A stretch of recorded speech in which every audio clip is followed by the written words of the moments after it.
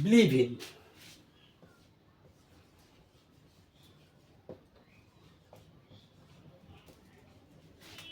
Believe in মানে হচ্ছে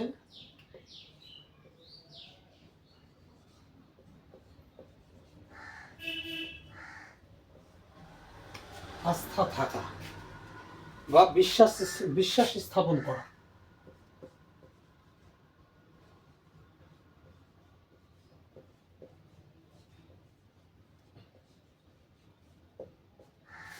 believe in মানে হচ্ছে আস্থা থাকা বা বিশ্বাস করা।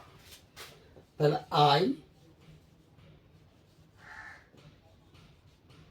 Believe in Allah,